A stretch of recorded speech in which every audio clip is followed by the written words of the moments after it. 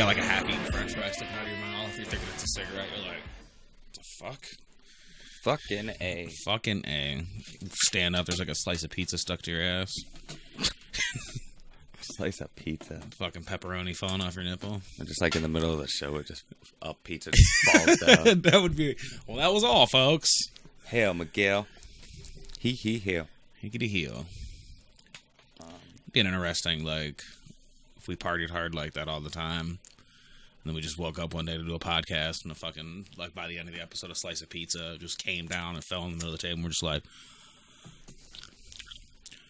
just keep going with the episode. Like, there'd be no stop. Just, I don't know if people would like, would they watch for what we would say, or would they watch to see if you finish the slice of pizza? Like, is that stuffed crust? I think they'd only watch until they were bored, and then they'd just turn it off. Yeah, they'd be done. Like, they can only sit there and listen to you go. You know, it's fine for so long.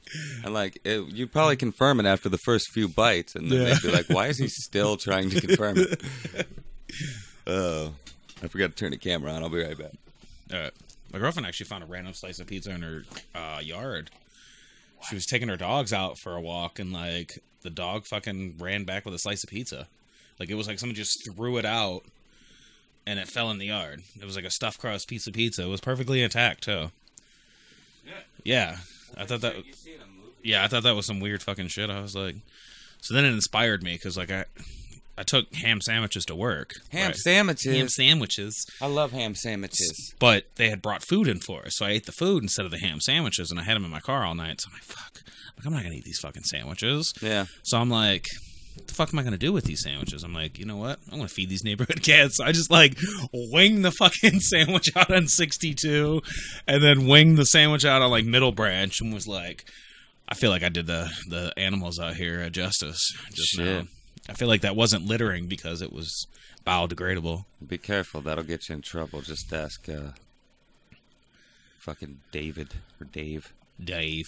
Fucking Lil Dave.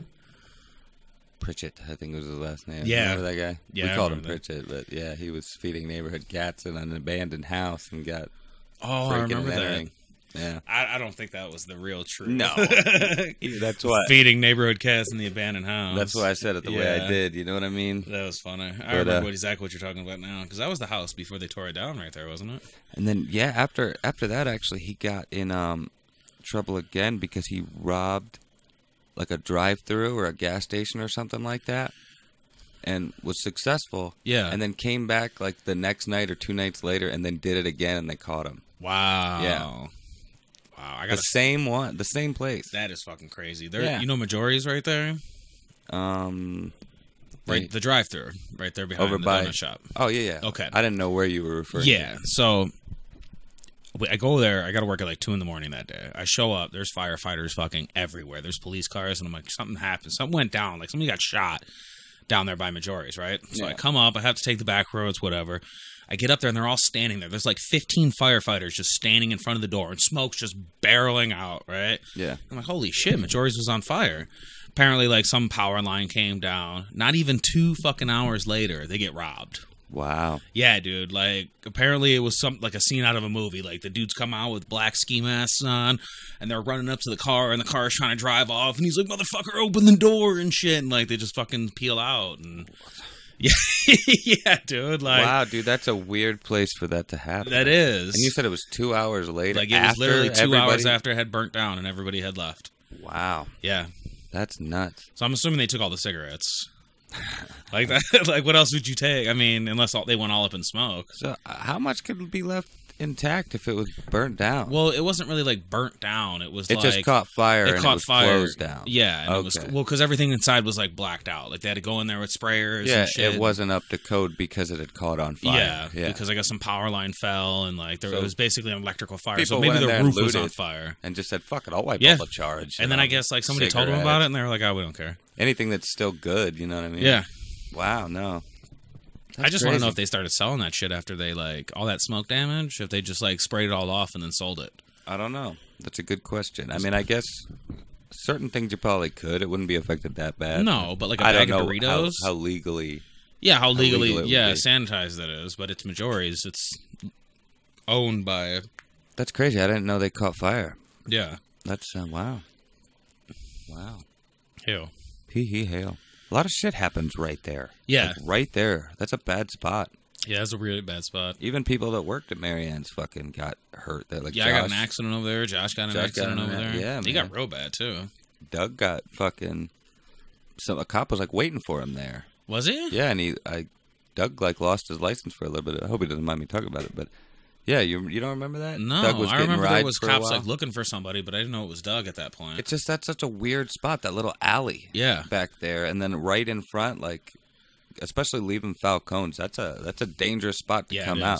It really just is. because it's right there before a light too, and it's Tusk. Tusk is busy all the fucking time. Jesus, dude, I hate fucking Tusk. That's why I'm so glad I'm getting a job like 2 minutes up the street from my house. Nice, yeah. I can walk there. Can eat sandwiches. Eat sandwiches all day. And I love fucking sandwiches. windows, bro. Windows, like Windows. fucking square windows that you can see the fucking daylight outside. Oh, yeah, like you're not in a sweatshop. You know it's 89 degrees in there right now. That's like set. Their temperature is set at like 89 right in now. Marianne's. Yep. So like I go up there and he's like, so what's going on? I'm like, well, I got another job. He's like, so you expect me to work around the schedule? I'm like, I don't fucking expect you to do it. Like, it almost got heated, dude. I was like, I've never come at you like that. I don't expect you to do nothing. I was like, that's why, Patrick, I was like, that's why I came and asked you first. And then he's like, well, since I gave you this last raise because of your availability, so I'm assuming he's going to take it away. He's going to take my last raise away, so he can go fuck himself, dude. Like, see, the way I see raises is if they gave it to you, you earned it up until that he's point. He's a flip-flopper. He originally was like, I'm going to give you a raise.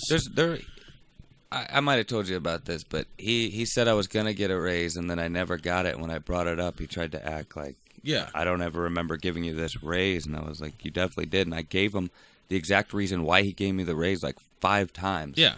And he just kind of ignored it every time I said it. And then he went through the schedules for the past weeks or whatever and was trying to figure out. And he's like, oh, you know what it is? And then said the exact reason I gave him 5 times. And I was like, yeah, I said that. Yeah, right. Like, he was just trying to get out of giving me the raise for some reason. Dude, he fucking... And I wasn't even, like, asking for the raise. I was just asked him one day. I was just like, hey, I thought, I just happened to notice that I never got that raise you talked about. You know what I mean? And then he went from there and wanted to talk to me about it in the office and shit. I was just like... He obviously either forgot or was trying not to give it to me. Or changed his mind. That's what I'm saying, because originally he was like, all right, I'm going to pay you like a manager. He's like, I'm giving you this raise because I need you to work mornings. We're going to get you back on the cranker. You're going to start making cake donuts. He's like, and I know how much the managers make there. Well, I don't know how much Kubiak makes, but I know how much at least one manager makes. Yeah. And so he's like, we're going to get you up here. And he's like, the next week, because I asked him like 3 weeks later, and he's like, oh, yeah. He's like, I'm not giving you this raise because I want you to work all these different hours. I'm giving you this raise because you deserve it, right? And he gives me fucking 50 cents. Like, I turned down... No, I only ever got 50 cents. A job at fucking Western... Midwestern, like a fucking bolt making factory that could have been raises all the time, full benefits, because I'm expecting it like $2 more an hour at Marianne's, and like I could do whatever I want, fucking smoke, whatever. Yeah. And fucking he gives me 50 cents, and I'm like, dude, what the fuck? And then the following week, when I tell him about this part-time thing, he goes back to, I gave you that raise because of your availability and not because you're working hard and because your availability to work. Dude, what the? You just said 3 fucking different things. Like, get your shit together. And then he forgot about the first raise he gave me. He's like, well, I was looking through my paperwork, and he was like, it seems like it's been a long time since you got a raise. And I'm going to tell him I got a raise like 3 months prior to him about to give me this one. Yeah, I know. And he's like, it looks like you haven't got a raise since 2015. And I'm like, yeah, I haven't. Like, I'm just going with it. And he's like... And this bullshit. Who wouldn't do that? Yeah, who would do that? So it's only like, a dummy wouldn't be like, no, dude, you just gave me one, bro. I mean, people appreciate honesty. I definitely appreciate honesty. But I mean, you're not being dishonest by just, for all he knows, you don't remember the last time he got a raise. Exactly. But yeah. So yeah, it's just, it's bullshit there. And then for him to hit me like that, like, well, since your availability's not there anymore, we're going to have to reevaluate your pay. And it's like, they're just out for themselves. Like, instead of offering me more money to stay or offer, because I'm like, he's like, well, why do you want to leave? He was like, I'm like, it's the attitudes down there, the environment. He was like, well, that's nothing I can change. That's all things he could change. Exactly. All the stuff that I brought up, he can change. He's the one that's supposed to change it. Like, he says, come to me with any problems you have, but then tells you he can't change any of those problems. So you're not my therapist, dude. I don't want to just go talk to you about it. You know what I mean? Yeah, exactly. I don't want to waste my breath. But no, he never tried to. The only thing he ever tried to fix for anybody were the machines. Yeah. And the only reason, and he wasn't really doing it for me or them or us. You know what I mean? He was doing it because the product wasn't getting out on time or something. Like, Pat's a good dude, but it's hard to work for him. It is. He is. He's a good dude outside of the job. Yeah. Like, inside the job, he'll be your friend He's until a businessman he sees you. first. He's a businessman first, And yep. everybody there is dispensable. That's why they're hiring all the time. They could replace you in a couple days. Oh, yeah, they will. And they will, yeah. They definitely. That's why he didn't offer me any more money. I was there for 4.5 years, and I was fired through a text message, and he didn't even want my side of the story. Yeah. I've been there for 4.5 years now, and he's basically treating me like a bitch. Like, look at this. Like, my schedule. I got to be there at 2 in the morning tomorrow. I got to be there at 2 in the morning on the weekend. He's going to milk me these last 2 weeks. Yep. Forgetting all the times I switched things around for him or came in on a day when I wasn't needing to. You know what I mean? Like, forgetting all the fucking everything. All the time I put in, all the things I learned. Yep. George is prime example. He just came back from another surgery. He left for cataract surgery. Well, not cataract surgery, but he left because there was, like, his retina, like, moved out of alignment or whatever, and they had to put like a gas bubble behind it, so he was out for 3 weeks, right? Then his hernia went up into his bowels, and he was out for another couple weeks, right? He comes back, and the first thing I hear is, why the fuck is the box stopped, George? Hurry up. Yeah. Dude just came back from a month off, Dude, 2 different like life-threatening surgeries. Even if George was pissing me off, I wouldn't fucking say an unkind word to George. He's been there for... Bob, I would. Oh, Bob. I mean, I love Bob to death, but god damn it, Bob. You know, that came out of my mouth so many times. God damn it, Bob. Oh, my God. Bob makes me crazy. Bob's one of the main reasons I'm leaving. George is nothing but a good dude, and I wouldn't say an unkind word about or to George. No. And it's like they treat him like shit, and that's what you see. You see Christine, Bob, and George. All 3 of them have different work levels. All 3 of them have different like ways of going about things, but they've all put in 15 plus, and they still get treated like it's their first day. Yep. They still get paid like it's their first couple years working there, and that shows you like that's what you're supposed to look at when you're in a company like that. You're looking at the person that's been there. How do they treat them? Does he have a parking spot? Does he have good benefits? Does he have big raises? Is he happy to be at his job, or does he want to go kill himself? Yeah. And it's like, seeing that, it's like, I'm not going to be here long term. It's like, I'm taking a $2 pay cut to go to Grinders. That's how bad it is in there. No, dude, the main problem with Marianne, I feel like we're throwing Marianne's under the bus. Yeah. But, I mean, it's just the truth. I mean, it's true, yeah. But, not really throwing him under the bus. It's just something, I mean... But the real problem I had with Marianne's, I love the people. Yes, that's the only thing that keeps me going every day. I liked the team effort, but that all goes down. The whole team thing and efficient working all goes downhill when you are constantly frustrated. Yes, because none of the issues that are at hand are getting taken care of, and they're listening to you, but they're not doing anything about it, and they're even telling you there's nothing I can do about that. When you know for a fact there are things that could be done about that. My favorite is when you complain to your managers pretty much about the same thing they've been complaining about the whole time, and then they look at you like, well, just fucking deal with it. You can't complain about that. But then they turn around and complain to you about it. Yep. It's like, oh. And then the same with Patrick. It's like when I told him all the stuff that was wrong. Oh, there's nothing I could do about that. That's just something you got to deal with. I mean, I was fucking in a argument with someone that I had never been in an argument with. Yeah. Not because of him and not because of me, because of just how frustrating the work environment was, because there were so many issues and nobody wanted to change them or fix them. No. The only people that did were the workers, and they can't do that on their own. You know what I mean? Oh, no. You're constantly dealing with new people that you're having to train all the time. And nobody trains them properly. I swear to God, Miguel, nothing against Miguel. Miguel's been there on that shift for about a year now in the morning. He doesn't know anything. Literally, Miguel, have you turned this on? Oh, nobody showed me how to do that. Miguel, did you do this? No one showed me how to do that. Really? Yeah. No one shows him. I mean, because he's on morning shift now. He's at 2 a.m. You're not blaming Miguel. No, You're I'm not just blaming saying Miguel. Miguel doesn't know how to do this stuff, but he definitely should at this point. He should know how to do it at this point because no one's properly. Every time I go in there, I have to properly train him, and he runs it 10 times better after I sit there and work with him. Oh, yeah. No, I mean, I definitely see what you're saying. Like, everything I did in there, I pretty much had to develop my own method of doing it. Yeah. Yeah, there's no other way. Yeah. I mean, nobody gave you really a good baseline. The only person that did was Dave Bruner. Yeah.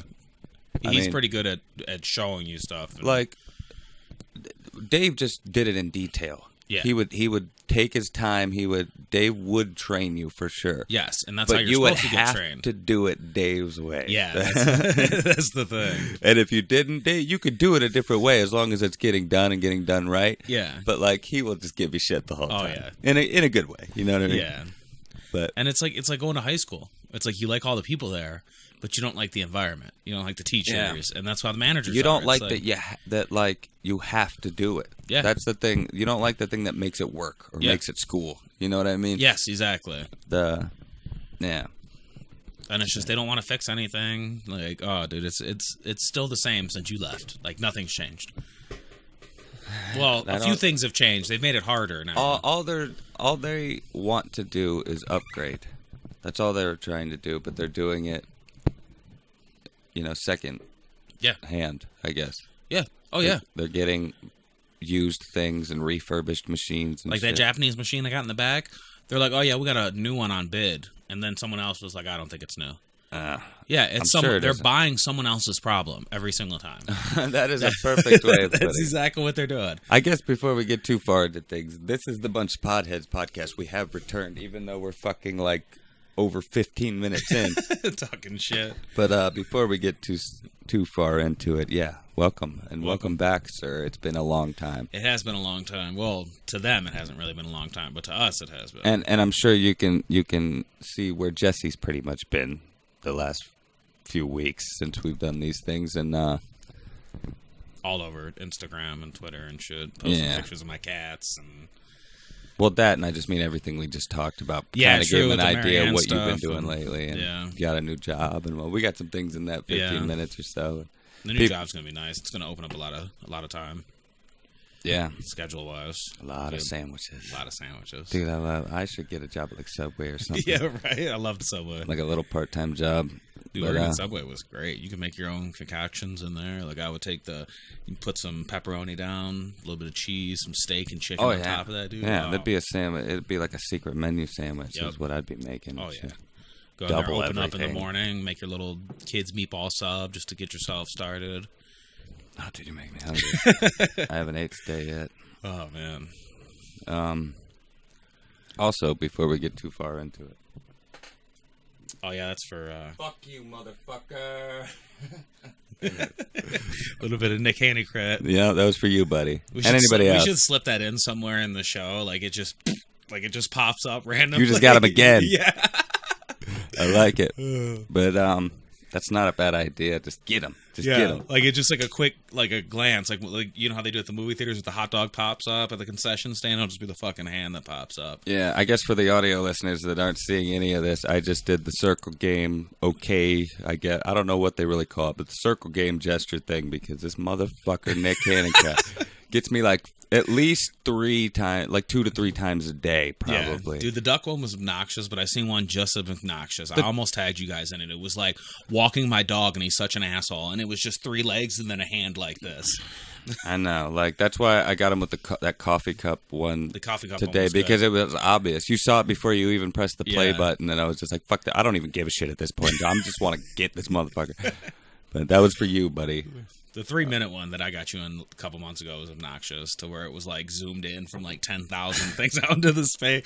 I thought it was going to be a middle finger at the end, but then I thought that shit died in like 2001. Yeah. Well, you know what made it popular? Somebody said originally... I do not know the story behind it, actually. The story behind it is there was a guy that created it in the 80s. They used to play it in high school, and Malcolm in the Middle is what made it popular. Because that one episode where they're like this and they're punching each other and stuff at the dinner table, everybody's seen that And so that would probably have been what? Malcolm Middle was what, That 90 makes something? sense. So 15 years later is when it exploded. Because I actually put that picture of Malcolm, Yeah. a scene from Malcolm in the middle of Malcolm doing that at the camera. Like, he Yeah. was just like, fuck you, I got everyone. Right. Just got everyone. That was probably the first time it's ever been done on, like, a mass scale. But it's crazy that it was something that was just, because the dude that created it was like, he finally came out and was like, yeah, I was the one that did it. We used to just play it in high school. It was just some stupid game with me and my friends. But aren't you supposed to, like, punch somebody? Yeah. If they do it? So I guess if you take the violence away, it's... We take it's like, it became more of an internet meme. It's like, I I got me. Yeah, right. I'll get you next time. Kind of like the I Lost game, and whoever plays that game, I lost. Yeah. Yeah. Kind of like a gift war. Yeah, it's kind of way. like a gift war. Walter, come on, bud. Yeah. Yeah. Yeah. Yeah. You said you had a crazy video you wanted us to watch, since we usually at least watch a video. Yeah. The video, oh my God, he's got it pulled up here on the internet. I do. This video... You go ahead and give it blew an my explanation. mind. Somebody tagged me in it, and I instantly saved it. It was like probably 2 weeks ago, and I instantly saved it. You could even see by the thumbnail here that it's fucking weird. It says it looks like a Facebook video. I don't know if it's picking it up in the camera a little bit, but I'm gonna pop it up anyway. But at the top, it's basically set up like a meme. At the top, it says, "This is the weirdest video on Facebook." And I guess this is kind of a dub at the. This is our second weirdest video on the internet because we did the weirdest video on YouTube before. Yeah. I guess this is part 2, the sequel. And Mark has not seen this yet. I have seen this, but this is going to be Mark's. All I've initial seen of it reaction. so far is this beginning part I paused on, but it's fucking crazy looking. I think this is weirder than the YouTube video, actually. Yeah, I think it is. I think this is gonna get your weird meter going. All right. Well, for a person out there I know that'll be excited to fucking see this, because it'll probably actually be a really fucked up video. Because that person was pretty disappointed when it wasn't. Myself included. But yeah, let's just get right into it. Here we go.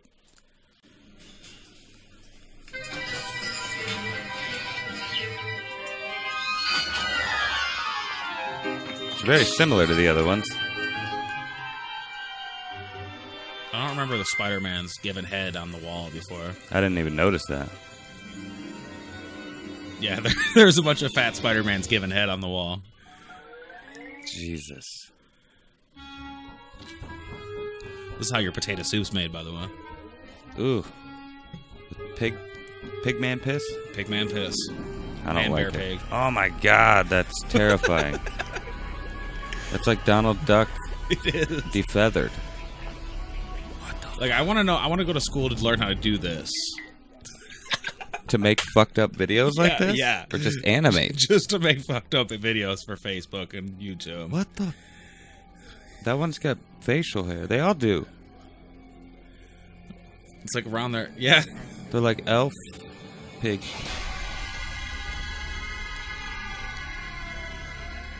Yeah, dude. I don't like the Donald Duck guy. You don't like the Like Donald Duck Scrooge guy? McDuck. I feel like this is a thing out of like a horror movie. I feel like this is made by the same guy that made the other ones. It looks very similar to the other one we watched. And it has the same, like, feel and style. Like, could you imagine walking through a room and this is what was going on behind the windows? And it has like a life and death type feel like the other ones. You know what I mean? Yeah, it does. Like, I almost feel like somewhere in the world, in someone's mind, this is what a parallel universe would look like. Yeah, or like that weird state between like The in-between. death and whatever is on the other side. Yeah, because right there he killed himself. Oh, is that what that was? I missed So there's that a part. pig laying in a pool of blood. Oh, that's it. It just stops Yeah, it just abruptly. stops. Well, hell, Miguel. Well, hell. I hope I entertained everybody with that weird-ass video. All right, let's get the skinny on here. It's called "This is the weirdest video on Facebook and YouTube." It's the uploader is SimCity Build It, which is actually a game I have on my phone. Yeah. That's quite fun, and it has the SimCity EA icon or picture, I guess, logo, as its fucking picture. 73 subscribers. Video's got 277 views, and it was put out on November 10th of 2017, which is fucking 9 days ago. And that's Two not saying comments. this is the person that made it. That's just saying this is the person that uploaded it too. And I want to know who Yeah, disliked yeah. it. Like, with it having 2 comments, Two first, likes, one dislike, yeah. and holy shit, who was the disliker? Who was the person that watched the entire video and was like, Maybe it was the that was bullshit. the creator, and he's like, "Why the fuck are you putting my video on?" that's possible too. It's just weird. Labeled as entertainment. No description. Nothing. It's just there. It's a mystery. What the fuck? This is not. I love the recommended videos that they give you on the side. Like, this girl's putting deodorant on. This kid's got a small face. She's sticking something up this guy's ass. Yeah. Like, there's just... Sticking something up a guy's ass. Oh, Yeah, right Oh, there. she's plunging his butt. What the fuck? Wow. YouTube is very interesting. YouTube has come a long Alright. way since 2005. Well, that was definitely a fucked up video. The most fucked up? Again, I do not know. I don't know. I think something that would be considered the most fucked up or close to is something that would be real and like almost tragic. Okay, so like almost snuff filmish. Exactly. Like there's a baby laying there and someone like crushed its face. Yeah. But I don't. That wouldn't really something you couldn't put on the internet though. That's a lot to live up to, the title of being the most fucked up. I mean, that could be. The sky's kind of the limit there. True. Because I have seen like the Iraqi videos where the guy gets his face blown off and he like Dude, comes I've back seen and it's his hair parting back in the days of like Kazaa and LimeWire and shit. Okay. My buddy back in the day, Dan, used to download some really fucked up stuff. Right. I don't know why. I don't know how he came across. Maybe he just typed in words and he was like, "That sounds fucked up. Let's look at that." Dude, some of the shit he was just like, "Here, look at this," and I just watched for a second, and I'll be like, "Oh, I'll never unsee it, dude." Yeah. It's etched in my memory. Well, like, I mean, if we want to get deep, we can go to the most fucked up videos on the internet because I've actually found We can't put that on the true, fucking... but I'm gonna have to find it again. But there's a website that shows all the fucked up those weird videos. You know, like the 2 Girls 1 Cup that freaked you out in like 2013. Actually, dude, I know what that is. Yeah, but I never actually watched that video just because I know what it is. There's videos that are worse. There's Oh, a I video don't of doubt a it. guy pulling a screwdriver out of his urethra. Out Handle of it? first. Oh my god. Handle first. Yes, Dude, that hurts to fucking hear. Yes, like that, and it was just I don't know how I found it. I'm looking up something, and it just was like, all right, here goes the link, and it was literally like somebody made a website with every weird video that anybody had ever told you about on the internet. Like when someone was like, "Oh, look up 2 Girls 1 Cup," you had to really search for that. Yeah. This was like a website that had all of that. It was almost like going on the dark net, and it was just there. Wow. You were able to just I was just clicking link after link. It was like going on Rotten.com, but for worse. Rotten.com, yeah, I've seen a lot of fucked up shit on there too. Yeah, that I don't. like the guy with the propeller and. Like, I think I went to Rotten.com one time. I was like, So did fuck I. this place. Never coming back here again. It just wasn't. It didn't live up to the hype for me with Rotten.com. Like, I have a very desensitized like visual of things. So when I seen the guy laying on the ground and his head got smashed up by a propeller, I'm like, Yeah, that's okay. fuck. That's okay. Well, I had something I wanted to bring up. Actually, I had 2 somethings. I don't know if you had anything. Not much. I mean, I wanted to talk a little bit about Stranger Things season 2. We can do that. I'll go ahead and get this one thing out of the way first because I think it'll be pretty quick. It's just something.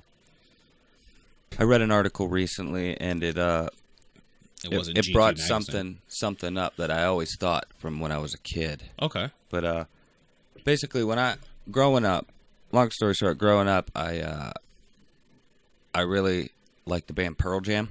Okay, yeah. And I kind of idolized Eddie Vedder, the singer, for a long time. Yeah. And also, probably about like 4th, 5th grade, when I learned about the Kennedy assassination, I saw a picture of Lee Harvey Oswald, the guy who supposedly shot John F. Kennedy. Yeah.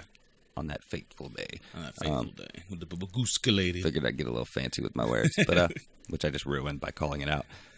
But and I saw a picture of him, and I'm like, wow, he kind of looks like a young Eddie Vedder a little bit. And then recently, I fucking saw, like, you know how recently they've been putting out articles where, like, look at all these historical photos that we colorized, and they're in color now. And I was looking through it, and then there was this picture of Lee Harvey Oswald that they had colorized, right? Let me find it real quick. This. Okay, yeah. See that? Yeah, I'll zoom in on his face.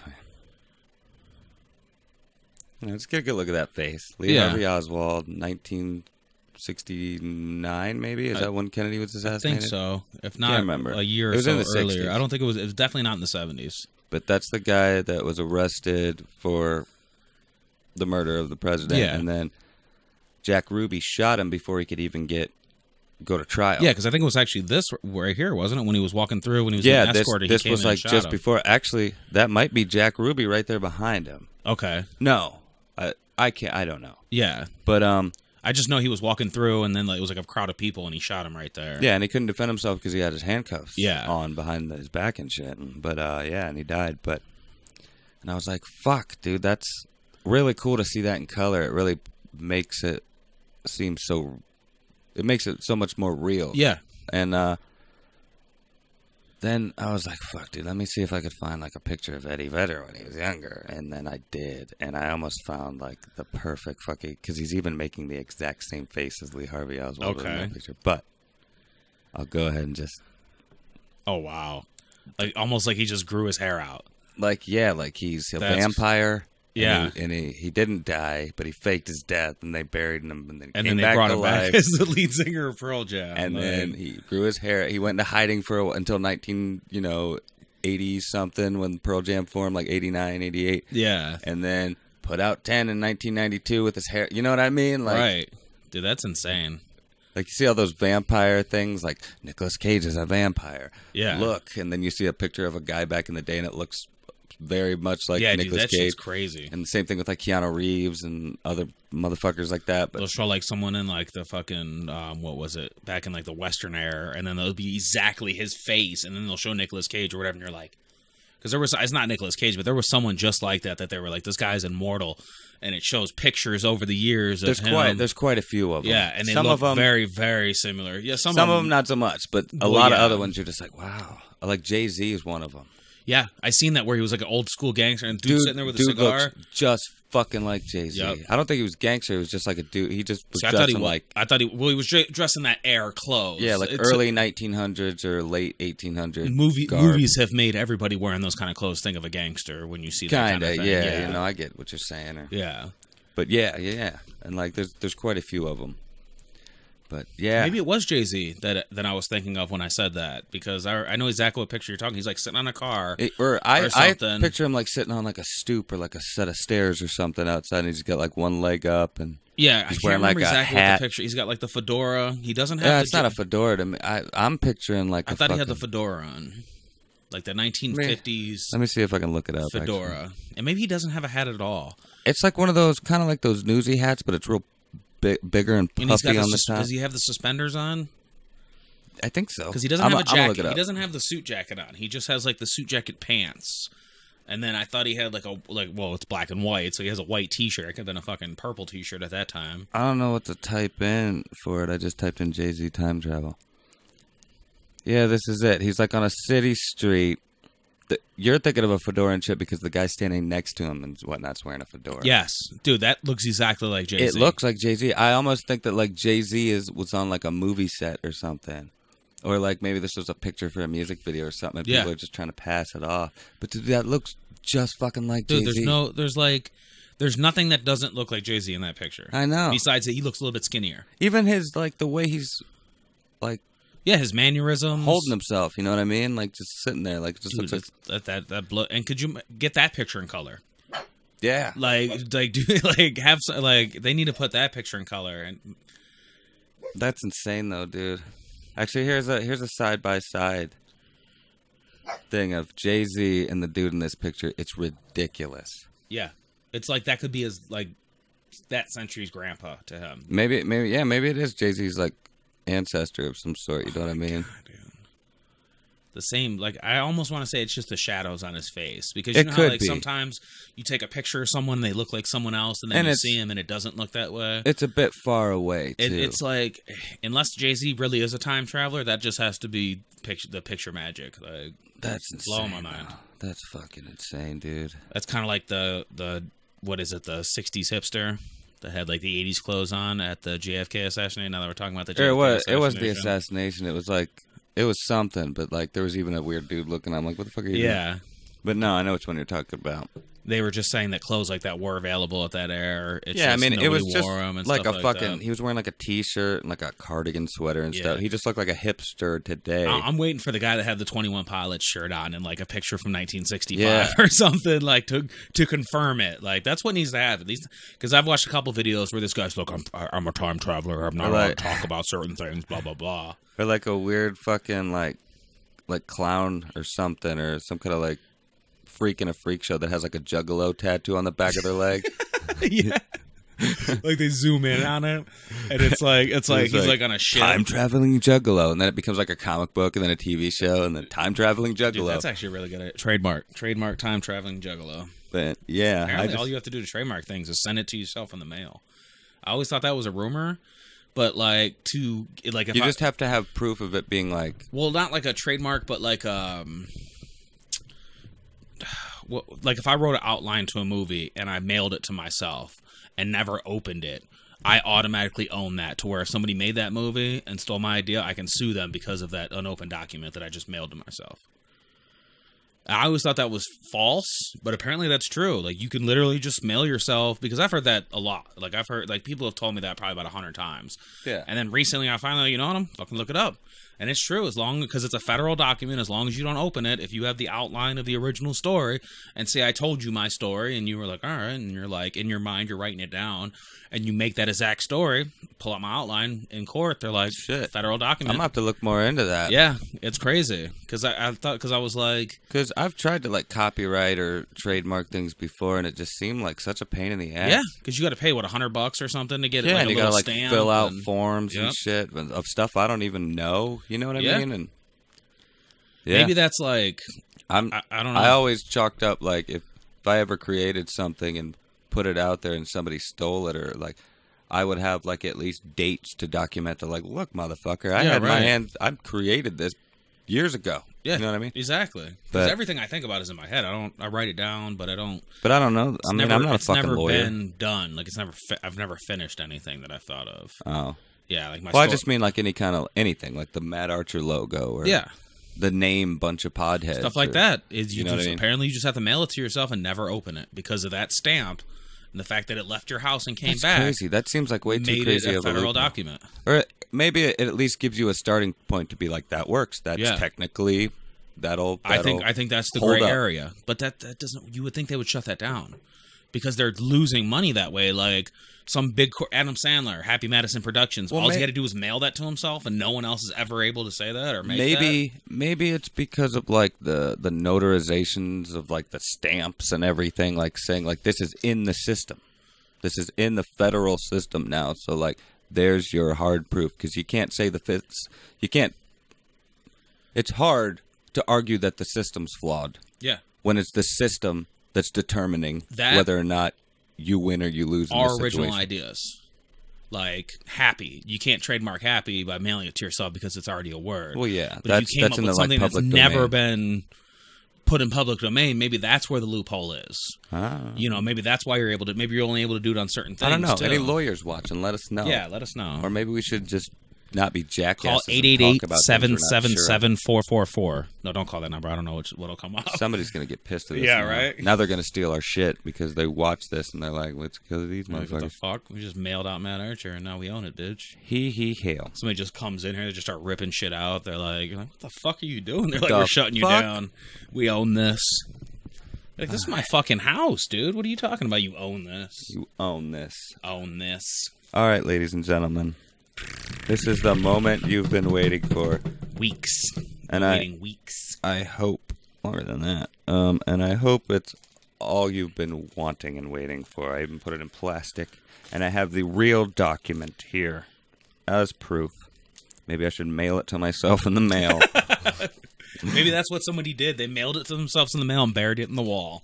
But at the time, I said there wasn't a date on it, but I found a date on it. Okay. It was like right in the maybe it's a Mandela effect and it wasn't there to begin with, and now it is. But it's right on the front fucking page. You should go back to your pictures that you uploaded about it. See if it is Mandela effect. Oh my god, I Dun, should. dun, dun. That's not a bad idea, dude. Walter, I'm concerned about it too, but you don't gotta flip out. Now, for anybody that doesn't know, this piece of thing, for the video viewers, but for the audio listeners, this is a, let's see, 1, 2, 3, 4-page little book, or pamphlet, as I like to call it, that front and back just has some information, I guess, but it says copyright 1923 by TPS, British Rights Protected, right? And on the back page at the bottom it says, this educational course in sex knowledge is approved by the National Association for Disease Prevention. Now, that since it says British Rights Protected, I don't know if this is for America or if it's for, like, maybe England or Britain. But even so, the stuff that's in there, wherever that's for, it's still is insane. The content of this little booklet or pamphlet is quite interesting, to say the least. But let's start.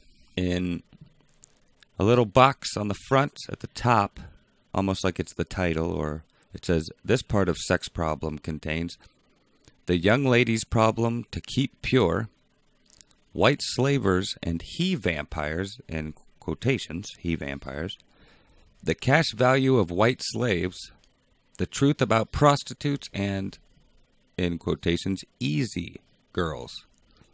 And then it just goes right into the information. I wonder how the easy girls would be different than the prostitutes. Like, is it because prostitutes do it for? Prostitutes, yeah, prostitutes you pay for it, okay. And easy girls just means that you get it for free. You just get it for free, and they kind of just give it to you. You know what I mean? That's what I would think. So it's like you're walking down the street. An easy girl is a girl that wants it. You know what I mean? You're like, You're looking and you're like, well, maybe not wants it, but like a girl that I got $20 in my pocket.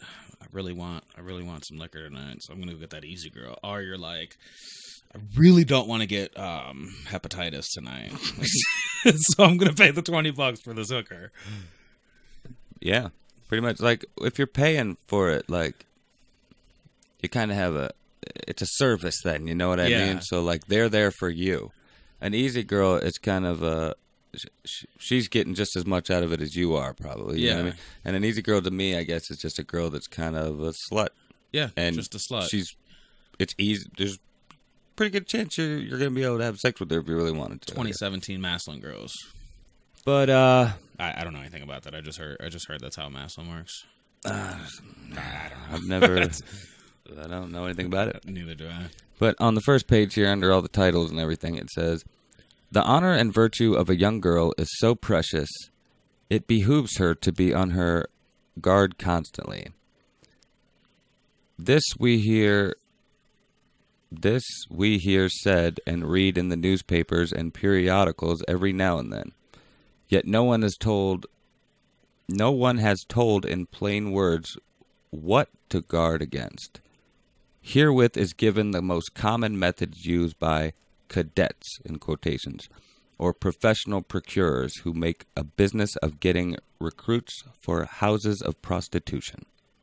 Goes on to say, white slavers have always made public dance halls their favorite hunting grounds. Here they can meet young girls who are fond of good clothes and good times. Interesting. So it's more like a pimp. Yeah, I guess. But it sounds like a. When I think they're recruiting. They're looking, because I mean, slaves are pretty much doing this against their will. Yeah. So I'm thinking it's not really like a pimp. It's more like someone who abducts people or takes people. Like the sex trade that's going on now, but this is their manual. Like, you basically found the manual from the original sex trade back in 1929. Well, I think this is more. This isn't really a manual. This is to inform you of this danger in the world. You know what I mean? Something they would have passed out to door to door to be like, look, this is a problem we've been having. You may not know about it. Here's a little bit of information on it. 20 minutes talk about our Lord and Savior Jesus Christ. Page. Yeah. Page 2 goes on to say, at public dances, they make it a rule to select innocent young girls as their victims. They gain a girl's confidence by apparently genuine courtships and proposals of marriage. Sooner or later, some slumming party or auto ride is suggested, at the finish of which the girl may find herself a prisoner in a bawdy house. Deprived of her street clothing and guarded so closely, communications with friends is impossible until the girl's spirit is broken, after which she will not care to make her condition known to anyone at home. Wow. Many methods are used by white slavers to make the victim tractable after they get them in their clutches. This is really hard to read. The words they're using, Yeah. it's very different. Personal violence is used if persuasion is ineffective. Drugs or liquor is frequently employed. A high-spirited girl who makes a good fight is often rendered unconscious and later awakens in a position which will so thoroughly disgust her with herself, she will not care what happens afterwards. What the fuck, Right, dude? That's crazy. That shit is so fucked up. She woke up with a fucking sponge in her hand inside of a kitchen, like. Well, what? How do they know this? Yeah. So are these women are escaping, and they must be telling somebody this. They would have to. information. This would be like the. Or this is like a bunch of like propaganda to scare people for some That reason. could be like you know that what I mean? too. Yeah, it's either Which I mean, propaganda or not it's, that I doubt that this shit happens. You know what I mean? It's just Yeah. like this seems like they're really wanting you to see how terrible this is. And maybe that's the case. I mean, isn't that what like journalism shit is for? Yeah. Like why This might people be cover early, wars yeah, and this whatnot. might be early journalism. But this is like crazy stuff. like this is kind of like when they have that video of like marijuana's bad for you. They got Yeah, that- kind of like weird propaganda. Yeah, like a weird propaganda thing. But it's all about like really things that would be fucked up anyway. You don't have to like make it seem even worse. I don't know. Maybe 1929. Maybe I sound like an it asshole. wasn't that bad. 1923. Or 1923, it wasn't that bad. Like people would like, oh, drugs, alcohol, Well, yeah, in money. 1923 there wasn't like people couldn't just without like going and seeking out this information. They didn't just know these But things. also either. in 1923, wasn't there like I didn't think this shit was going on. There was at like that prohibition. point. And stuff. Yeah, like well, this stuff goes on today. yeah, I You know what it I was on mean? today, Just back but, then, it was like just- way easier. It just seemed like such a like the way This they is like the portray it. best they had. It's you like know? this is like changing American like this. Well, it's not American history, but this is like changing history because like they always portrayed everything as being so like uptight and like everybody was like the moms. They were all kind of mom, and, prudes and stuff. Yeah, they were really But prude. then, I mean, and- it was also the Roaring '20s too, where like true. people were. It was like the start of kind of like the start of the hippie type movement. Like people were Yeah. very open minded. They were having lots of sex, Changing things. like and that's probably writing what all kinds of books, doing all kinds of drugs and stuff. Like this could have been written by like some very like this could have been written by one of those people we were talking about, like one of those uptight like just getting the. Okay. you can just keep talking. I'll just adjust it. The I don't even know where I was going with that, but like just the uptight, just this is like the media person, like they went in there and they seen like the Alex Jones of the 1920s, like they're just trying to get you to believe what they believe. I mean, not saying this is not going on, but this is a lot of shit written down in here. Well, this just seems very passionately written. Yeah, the weirdly extremist worded. of the extreme. Maybe this was written by a survivor. Maybe this is somebody that Well, went through it herself or him that- himself. That was the end of that section, though, and it goes on to talk. It says there's a title on the next section that says "Fake Theatrical Agencies," which immediately makes me think like casting couch stuff. Yeah. The stuff you see in like porn. Yeah. And the stuff you hear about like Harvey Weinstein of late. You know Yeah. what I mean? Even though he was actually giving them like parts in movies and stuff, it wasn't exactly fake. He was just using it to his advantage, which I'm not saying it's a good. Yeah, like right. I'm not supporting the guy or anything. I'm just saying he was actually doing something this time. Anyway, fake theatrical agency. Girls must be careful in answering newspaper advertisements for chorus girls or positions in shows, etc. This is another popular white slave trap. One that stage-struck girls fall for. And what? See, they keep putting quotations around strange things. Like, they are falling for it. Like, are you insinuating that they're not? They are That falling they know for exactly what they're doing and it's their fault? Like, now I'm starting to get a whole Maybe different quotations vibe. meant something different then. maybe they weren't as like You see saying that, it though? like It says fucking that stage-struck girls fall for. You see that right there, like where my finger is? yeah. So they're basically they're saying that they're not falling for it, that they're just that's what they want. I don't know. It goes on to That's say, what it seems like. yeah, that's just a weird thing to put in quotations. Hundreds of girls are ruined by this subterfuge. Girls who really aspire to a theatrical career are advised, don't. That's where it ends. It's like, just don't. Yeah, it just says girls who really aspire to theatrical careers are advised, don't. Is the way I'm getting it. Of all the heartbreaking professions in the world, this is the worst. Even those who arrive soon learn that the profession is so overcrowded, there is barely a living in it. Maybe they're using quotations for these words because these are the like code words for these things, or like maybe not code words, but like the words that are used most commonly when referring to, like they refer to it as the girls arriving, Yeah. or when it like the people doing it, it was like you got to make them fall for it. You know? Yeah. What I mean? Okay, I think I'm starting to get this. I sound like a dummy right now. Even those who arrive soon learn this is the worst. Oh no, sorry. Even those who arrive soon learn that the profession is so overcrowded there is barely a living in it. Ignore all theatrical agency advertisements. The legitimate managers of worth, while the theatrical productions seldom are never advertised for help. Their offices are thronged daily with poor, out of work, experienced girls seeking employment. That's it. I don't like the person who wrote this. It's very hard to it's a hard read. Yeah. Or maybe I'm just a terrible reader. On page 3 it goes on to say, it is a safe statement that nearly all chorus girls wanted ads are frauds and are simply white slavers' bait. Which makes me think of all, because I've heard that all these signs you see randomly on the like corner of the street, like or now hiring this, but they never give you any other information. They just say now hiring and then a phone number, and that's pretty much We it. actually have one of those in Louisville, and I think on 62 there's a sign that just says now hiring, no other information. It just has that. Just that and a phone number, and Yep. they pretty much tell you somewhere to go, or maybe they like triangulate your number or something, and then they just snatch it's you actually up. human trafficking. Yeah. But so they're just getting smarter and smarter about that shit these days, I guess. I guess they knew about this back in 1923, and it's only gotten worse. Which is crazy, because you would think, like, if they know, like, if the police and FBI and all these, like, and all these cameras and shit that we're supposedly being watched, like, to the T, like, you go take a leak and the government's watching. Yeah, like CCTV. How the fuck did the and person shit. get kidnapped? And they've been in the sex trade this whole time, and they had no idea. Or how did that person get shot and killed? Like, and what no are all one's these seen them cameras because really he went in doing? the alley that didn't have the camera? Yeah. Like, how do you know? Like, you would at least know that you saw them go in that alley. Yeah, you know you would what I at mean? least know And that you that could was the see- last alley they were seen in. Yeah, and you could see other people that went in that alley and So shit. it's either it's deeper and it's a government cover-up, or the government's not as in tuned as everybody thinks. Yeah, could be absolutely right, sir. Either or. Yeah, I guess there really is no other option, is there?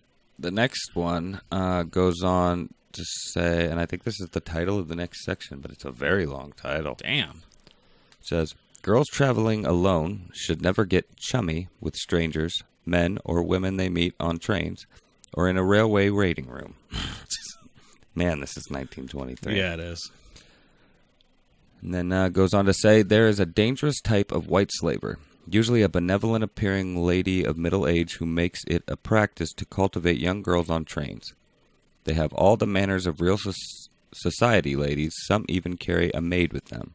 They are always deeply interested in your welfare and invite you to come with them to their beautiful home when you arrive at your destination.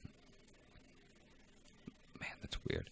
If you let slip the conversation that you intend to seek a position in the city, she may offer a position as lady's companion or secretary, or they will use any plausible excuse to get you to come with them. Decline all these invitations. There is usually a motive in quickly made effusive friendships. If you are going into a strange city, If you are going into a strange city, the traveler's aid will assist you. Refuse all other offers. That was really fucking confusing. Was it not? And that's the end of that one. It goes on to the next fucking section on page 4. And it says, auto He-Vamps and taxi driver white slavers. Here we go, down this fucking rabbit hole. The He-Vamps and taxi drivers. This is the longest section yet. Let me get prepared for this one. Always refuse rides with auto He-Vamps who pull up to the curb and seemingly invite you to get in. Such rides usually cost a whole lot more than they are worth. Thousands of nice girls have lost honor and self-respect as a result of a joyride with a stranger. Stop and consider this statement for a moment. If the free auto ride giver was any good, he would not need to seek his ride companions on the streets. If you accept his ride, 10 to 1 he will have a bad breakdown in some lonely spot that suits his purpose, or he will demand a payment not in money, the alternative of which will be a long walk home. Auto He-Vamps who pick up girls on the street usually have a favorite roadhouse where your screams for assistance would avail you nothing if you were attacked. Investigations have proved that many taxi drivers are white slavers. What the fuck? So is this like the yellow cab was just trying to get off, like it was just trying to get its service started? I guess. Like this is like a Uber, like this is the original Uber and it just didn't take off. I don't know. This is like this is strange. It's like some of it's like, wow, that's fucked up. I probably believe that, but now they're just saying investigations have proved that many taxi drivers are white slavers. Like, really? What? Have they? Like, in 1923, maybe? How would that service continue to go? Like, you would think that, was there no police force? Like, was there nothing? All right, we're going to go in here and we're going to investigate the taxi service now. Like, was there none of that? They just let it happen? Like, I don't know, dude. Maybe where it was, they said this was in England, possibly? So maybe it was different over there? They just didn't, they were just getting started? Like, well, I mean, how many, it was 1923, right? Yeah. Cars were just coming around. So how many taxi drivers are there? You know? Exactly. Like, I guess there were... I guess we're not historians, you know? I guess we're not. But, goes on to say... It blows my mind how, like, every taxi driver would be a white slaver. Like, here goes a 1 in 50 chance that you're going to get your ride home and not have to blow this guy. Yeah. By the end of it. Or them kidnap you. Yeah, or kidnap you and put you in the... Well, not even a sex trade, just fucking abuse you or... I don't even know. But yeah, investigations have proved that many taxi drivers are white slavers, who thus cloak their operations as procurers for house of ill fame. When you have occasion to use a taxicab, always make sure it is the vehicle of a reliable concern. A policeman or traveler's aid officer will direct you. Other traps to look out for are street mashers, advertisements for ladies' companions, for demonstrators, for secretaries or stenographers to travel with employer, matrimonial ads, etc. Of course, there are many bona fide ads, but it is wise to be wary in replying to any of them. A little caution saves a whole lot of regrets.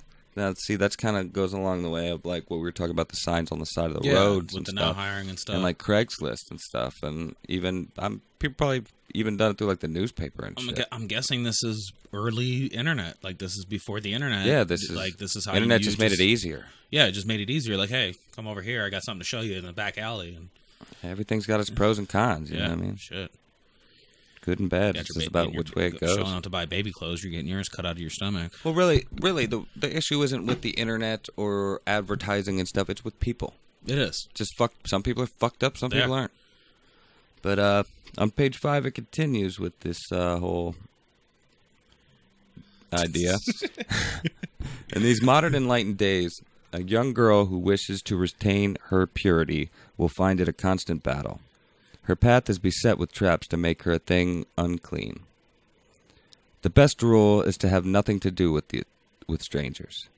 Be sure of those you accept as friends. Stay away from questionable resorts, and you will have little trouble to keep that which is dearer to a woman than life itself, her virtue. Keep your virtue, Jesse. I do. It's important. I'm a born for again a girl. virgin. Born like 5 times. Just now, actually, I was just born again. Wow. Yeah, it's that easy. It's that easy to become born again virgin. That's crazy. Yeah, you ain't got to take no classes or nothing. So how did you do it then? I just said I'm a born again virgin, and bam, it was done. I actually mailed it to myself. Power of positivity, right? I opened the last letter, but now I closed it again. Have you read The Secret? Was it 50 Shades of Grey? No, that fucking book that everybody's reading for a long time. Pretty much like if you believe it hard enough, you can make it happen. Oh, yeah. But it goes on. I think this is actually. I think Jim Carrey wrote that. Oh wow, we actually got 2 more pages to go. Next section is called The Cash Value of a Young White Slave. Landladies or keepers of houses of ill fame are usually willing to pay from $100 to $500 for a young, good-looking girl. Sometimes much, much more. I added a second much. I don't know why I did that. The market prices... much more, not much, much more. Yeah. The market prices fluctuate. So that much is valid now. In Chicago, New York, San Francisco, Chinese will pay as high as $2,000 cash on delivery for young girls. Wow. In 1923, that was a lot of money. That's still a lot of money. That is still a lot of money. But I guess to buy a human being, so it's probably way more expensive now. How much, what did you say it was? $2,000 cash. $2,000 cash in 1923. Inflation by... Now it's probably like 50,000. That's what I'm saying. 50,000 per person. Maybe so more. They're making trillions of dollars in the sex trade then to be able to pay that much money. Yeah, maybe we're in the wrong business. I'm just kidding.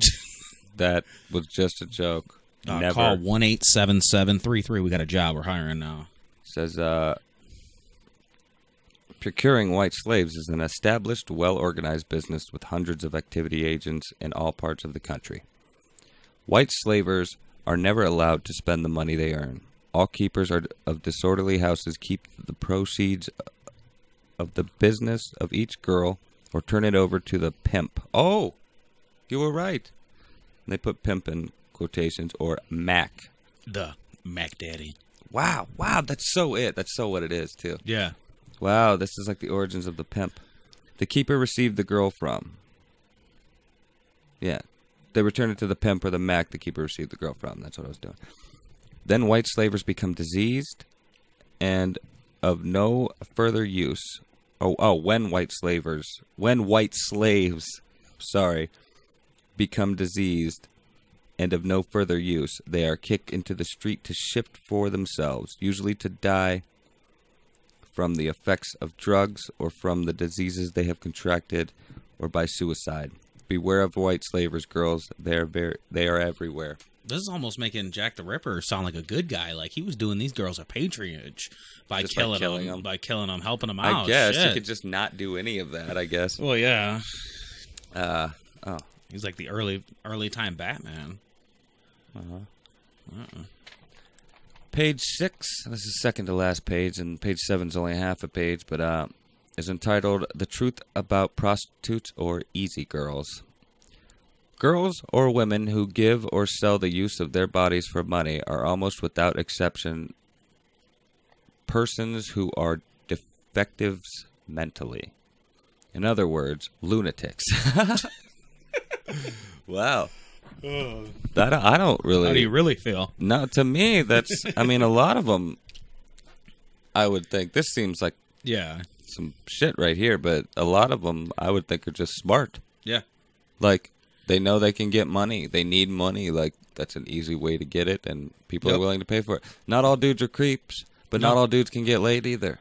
And they're totally, like, appreciative of that service. Yeah. Like, that's why it's legal some places now. And if you do it right, it can be... Because, I mean, they got the bunny ranch is basically legal prostitution And that's right outside of Vegas. Like Reno and shit. Yeah. Like Reno, it's legal in Vegas. Is it legal in Vegas? Prostitution, I think it is. Okay, because I knew like the Bunny Ranch itself, I think was outside of Vegas. I don't know. It's definitely legal. Recently became legal in Vegas. I thought it was like not. Like, That's as long as not they on the stay strip, within but certain it's regulations. Like in Las Vegas, it's just not like you can't go prostitute on the strip. Yeah, But, like Nevada. down the street you can. In yeah, Nevada, not Nevada. certain parts of in certain parts of Nevada is what I'm saying. Okay, in certain parts of Nevada, just not. I could the be wrong. city part. Don't quote me on Yeah, this. I don't I've never know. been to one, so I don't really Neither know. have I just know what I've been told. Where was I? Are defectives mentally? In other words, lunatics. Yeah, that's right. Yeah. Yeah, that seems like some propaganda right there. Or very biased. No well-balanced woman or girl will give herself up to a life of shame and or disgrace. There's some more for you. Coarseness and vulgarity is naturally repugnant to all womankind, more so than to men. Every intelligent person knows that sooner or later, illicit intercourse means a diseased body. This was in 1923. Yeah. No one, and just remember that, okay? And It's none like of these are our own 1923 just gonna be opinions. Stamped over your head as you're talking. Yeah. No one in their right mind could possibly become a professional prostitute. Even the man who patronizes the fallen sisterhood does so under cover of darkness. So low down are they. Even the men who make their calling possible refuse to be recognized or greeted by a prostitute. Refuse to be recognized or greeted by a prostitute should he come face to face with her on the street in broad daylight. I guess that's kind of like if you ever see a stripper you know through the strip club in the day. It's just kind of a weird, awkward. Right. You're like, oh, I shouldn't be talking. That's how you feel or something. Anyway, you see it in like movies and shit. Yeah, you just don't talk to him like you're your best friend. Yeah, it's just a strange way, you know. How you doing? She's like, especially if drinking it's a fucking Starbucks? prostitute. How are you doing?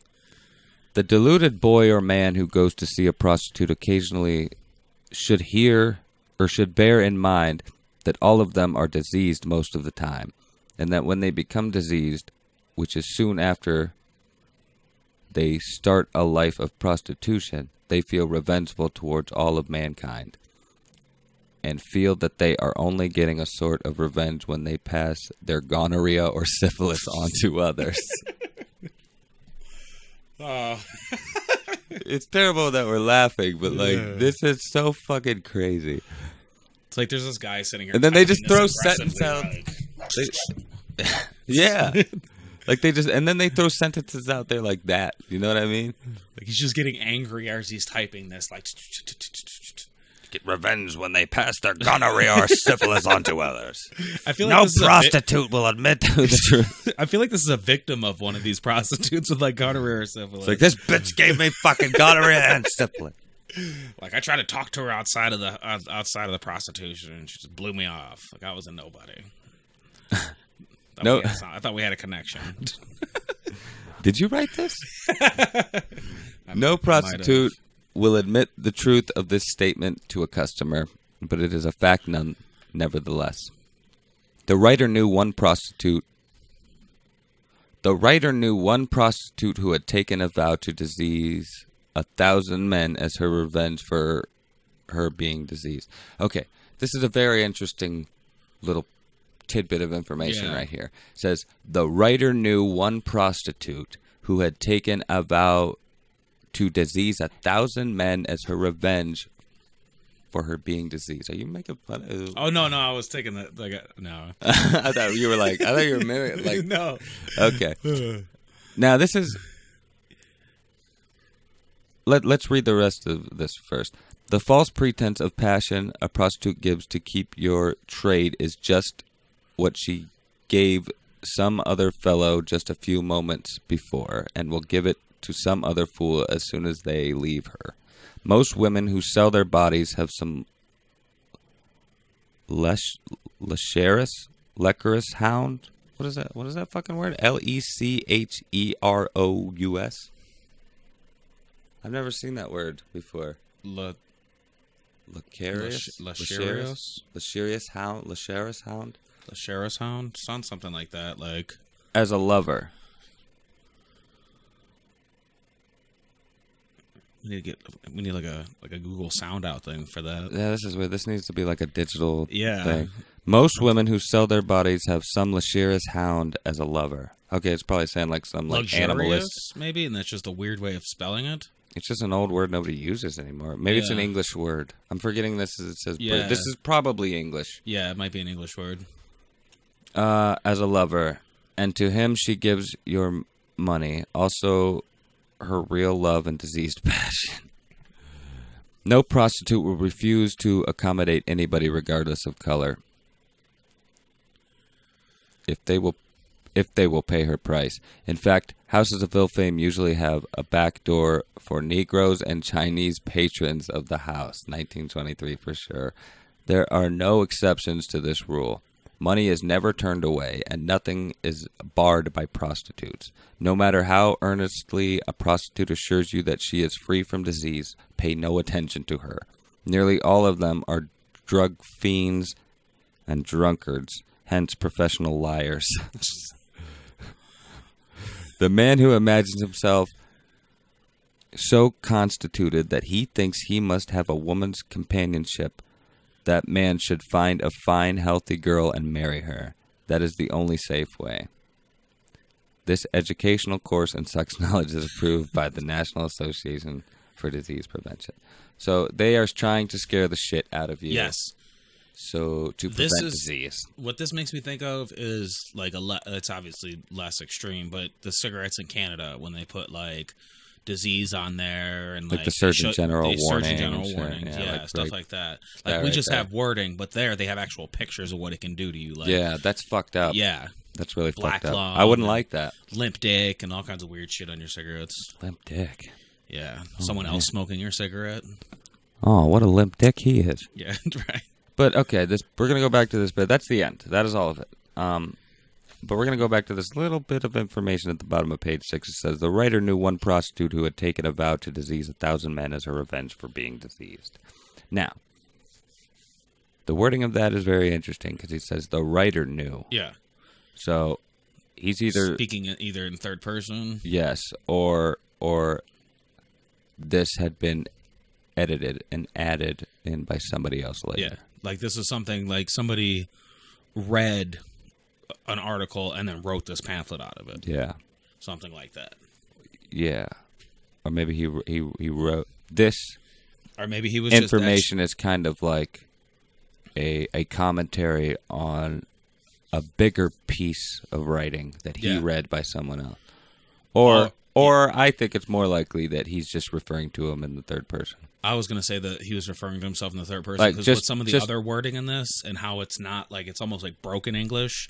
Like that to me would be like instead of being like, and I knew someone, he put the writer knew someone. Yeah, he's putting that in there for context so that you knew that like the person who is writing what you're reading right now knew one prostitute who had taken a vow to disease 1,000 men as her revenge for being deceased, which is fucked up. Yeah, you shouldn't do that shit. Right. That kind of reminds me of like those stories you hear about people like that have AIDS and they purposely pass them on to other people and shit and like different things. Like they fucking poke themselves and they'll go to the club and like poke other people and try to pass their fucking poking AIDS onto people. And then you got, and then that guy's just not trying to give people AIDS. He's just going around poking people. He's just poking people literally with his dick. With his dick. With his dick. But yeah, that was the pamphlet, ladies and gentlemen. I hope you enjoyed it. It's really fucked up. I'm sorry for any poor reading. It was quite hard to read. Being that the era it was from, I mean, things English, even British English has been updated since then. But honestly, it was written like... It would probably be hard for a Brit to read. You know? For it being in 1923, I feel like it was written pretty like... It was almost like an ignorant person wrote it these days. Yeah. Like, and that was probably proper back then, but that was like an ignorant person wrote it these days. It's like... To me, it read like someone who was typing something really quick on their phone. Yeah, like a long text message, drawn out text message. But it was maybe it was just the way I read it because like I had to stop and like wait a minute, what? Yeah, because it's almost like they spelled stuff wrong. Yeah, or what I mean. That's how you would read it if things were like there were typos and shit. Yeah. But this there was no typos. It was well edited. But that's how it felt to read it. Like you were just reading something that someone ignorantly wrote on the internet and didn't spell check or it's like a Reddit post. Proofread, you know what I mean? You're just like, fuck, I don't even want to read any more of this. Yeah, you get through like... I can't even trust this person. You get through half of it and you're like, what the fuck? No, I can't do this. But man, that's fucked up. That's some fucked up shit. 1923, probably British. Could be American, I guess. Yeah. Gives a whole different idea for... what a He-Vamp is. Yeah, right? A He-Vamp and a white slaver. Because when I first saw it, I guess the story behind where I found this is me and my brother flip houses, and in this house we're flipping right now, when we were tearing out walls and ceilings and stuff, we found all kinds of shit just falling out of the walls and ceilings, and then we'd clean up, and then we'd find them, you know what I mean? This was one of those things. That's why it's all dirty and shit, and it had like water stain on it, and like. But when I saw it, I was just like, "Wow!" So was it used as like insulation, or was it just like stuffed in the wall? It could have been in like the attic or something, and it fell into the wall at some point because attics are usually pretty open. Yeah, and because there was we found like pictures and like receipts, like even a part of the wood in the attic, like the boards, the floorboards. Yeah, if you look at it after you rip the ceiling out of the upstairs room, if you look at it, you can see where this board used to be part of a Woolworths sign. Okay. Because you could see the word Woolworths on it. Interesting. And Woolworths, I guess, was like a department store or like something like that back in the day.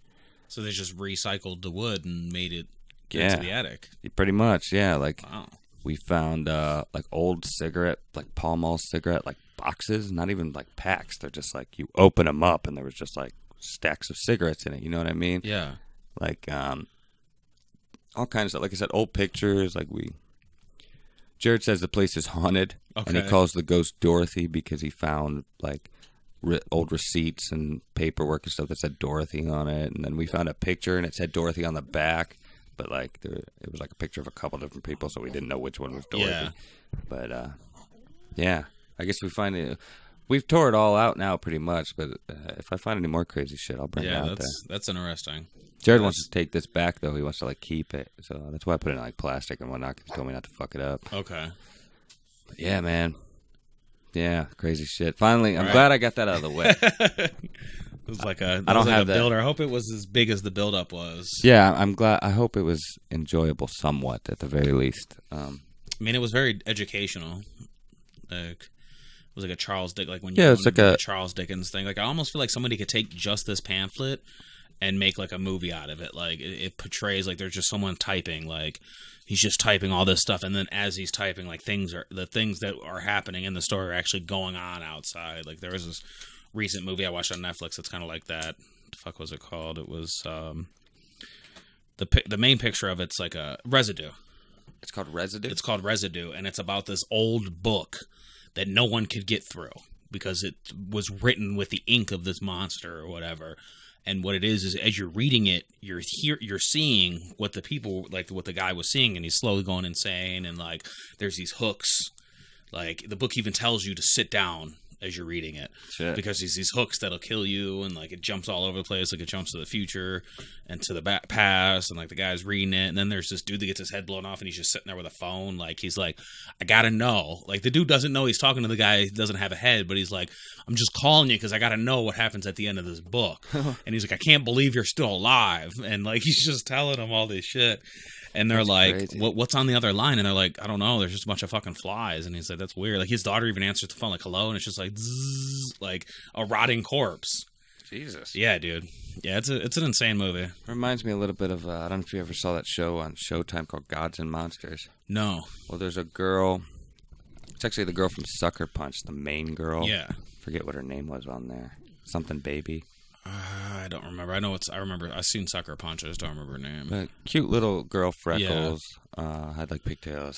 Emily Browning's her real name. Okay. But she's on it. But she was decapitated in a car accident, or like dismembered and stuff. But she was brought back to life by this lucky coin that a leprechaun dropped on her grave. A 6-foot leprechaun, by the way.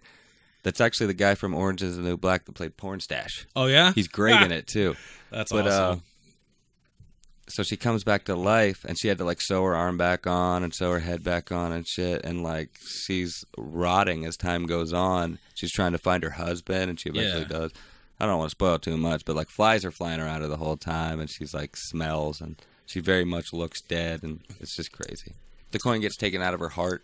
She'll die, but she can always just like put it back on her, and the coin's like so powerful it just like burns right through her and then goes into her heart.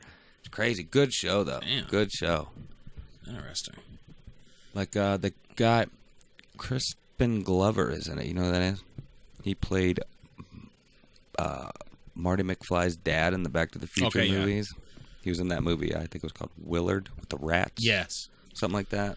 Not Wilford. I think it's Willard. Willard. Yeah, Willard was the.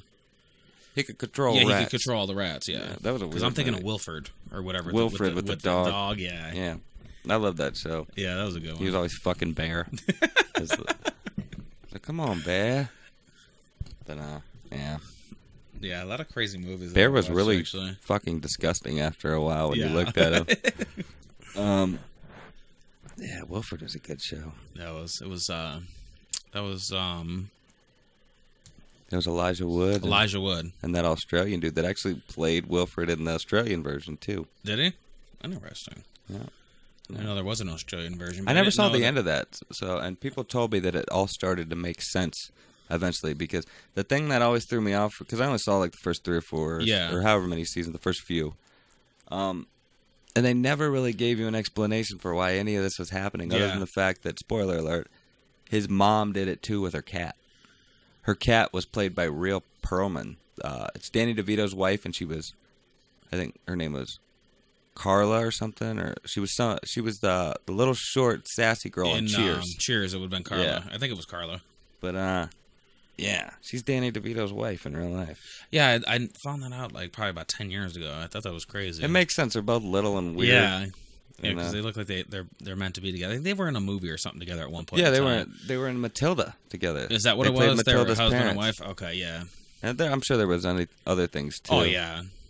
But I love Danny DeVito. Yeah, dude, Danny DeVito's the best. Frank Reynolds on Always Sunny is like one of the best roles he's ever played. Everybody keeps trying to get me to watch Always Sunny.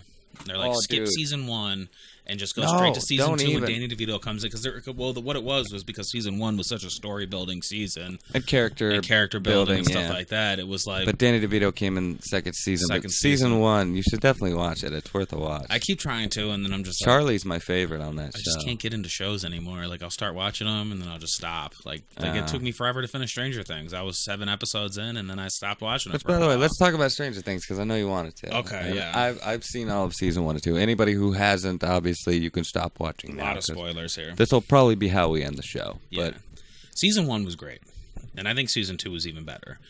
And I want to start with episode 7 because that's what has most of the, like, not really so much give away what's going on in episode 7, but that's what has the most controversy behind it. Yeah. And I actually think episode 7 was great.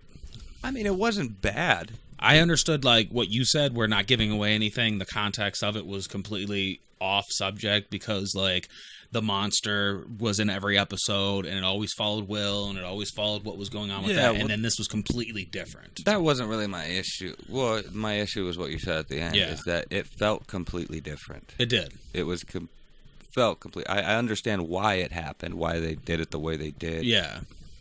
It's just...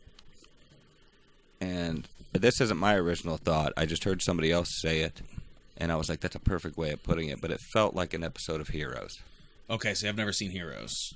I haven't seen all of Heroes, but I've seen bits and pieces of Heroes, and it just felt like that. It was very, like, all of the shows kind of corny or cheesy, but in a good way. Yeah. That's what you love about it. They do it well. That one was legitimately corny and cheesy in a lot of ways. I felt like they were almost trying to make a spinoff. Like, I almost felt like they were going to try to make a Stranger Things with 8. Because that was her name, was 8, or her number was 8. And I almost felt like, or a movie, like that was a mini movie, or the mid-season, but that wasn't even a mid-season thing, because that was episode 7, and there were, 12 episodes in the whole season? So you really can't consider that mid-season. Yeah. Because usually they do that with, like, The Walking Dead. They'll do that mid-season. It was 2 episodes from the end. Yeah. And right before that episode... Okay, so there was less episodes than I thought. There was 9 episodes. Okay. And right before episode 7, the ending of episode 6 was a huge fucking cliffhanger. Yes. So that was another issue. Like, they completely... And you didn't even get there, really. I don't even think they went back there until episode 8. I don't think there was anything at the end that was kind of close.